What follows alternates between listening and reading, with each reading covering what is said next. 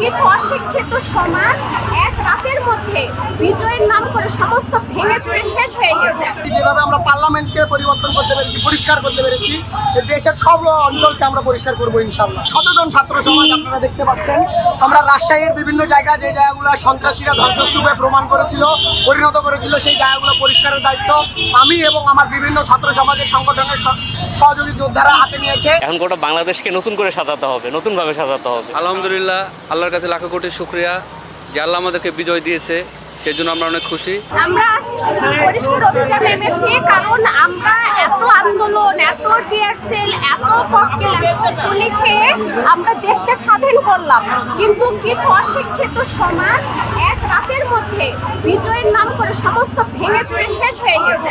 আমরা তো আমাদের আন্দোলন, আমাদের স্বাধীনতা তো এই জন্য ছিল না।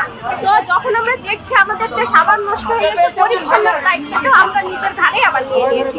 সকাল থেকে আমরা জাস্ট দল হয়ে বের হয়েছি, পুরো রাজশাহী শহর আজ আমরা পরিষ্কার করবো। আমরা রাজশাহী শহর স্বাধীন করেছি, আমরা আন্দোলন করেছি, আমরা গুলি খেয়েছি, আমরাই মেডিকেলে আছি। আমাদের স্বাধীনতার অর্জনে এত শহর তারা ভেঙে চুরে এক রাতে শেষ করে দিচ্ছে। আমরা আবার আজ পরিষ্কার অভিযানে নেমেছি, আমরা সারা দিন পরিষ্কার করবো। স্বাধীনতা অর্জনের থেকে আপনারা ভালো জানেন স্বাধীনতা রক্ষা কঠিন।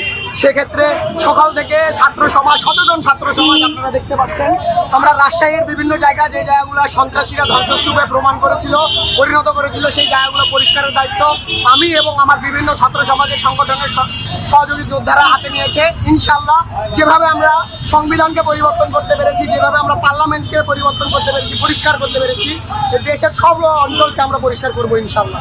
আপনারা সবাই আমাদের পাশে থাকবেন। ধন্যবাদ। বংশযোগ্য আমাদের হচ্ছে টার্ম না, আমাদের টার্ম হলো মানুষের সেবা করা এবং দেশের সম্পদ রক্ষা করা। সেই সুবাদে আমরা আজকে দেশে যে সমস্যা হয়েছে এবং রোডগুলো আমরা পরিষ্কার করতে পারিয়েছি। গোটা বাংলাদেশ এখন শান্তিপূর্ণ, আমরা এরকমই দেশ চাচ্ছিলাম। এখন গোটা বাংলাদেশকে নতুন করে সাজাতে হবে, নতুনভাবে সাজাতে হবে। কোনো দুর্নীতি যেন না থাকে দেশে, সব জায়গায় যেন সুস্থভাবে সব ভালো মতন থাকে। কিছুই স্বাভাবিক আছে, রাস্তাঘাট, গাড়ি ঘোড়া সব কিছুই স্বাভাবিক চলছে। হ্যাঁ, এখন সব কিছু স্বাভাবিক আছে, এভাবে থাকলেই ভালো। হ্যাঁ, যত শান্তি পরিস্থিতি বিজয় থাকবে সবগুলোই ভালো থাকবে। স্বাভাবিক, আমরা রিক্সালি বাড়াইছি, কাজকাম হালকা পাতলা চলছে, আর রাস্তাঘাট ক্লিয়ার আছে। আলহামদুলিল্লাহ, আল্লাহর কাছে লাখো কোটি শুকরিয়া যে আল্লাহ আমাদেরকে বিজয় দিয়েছে, সেজন্য আমরা অনেক খুশি।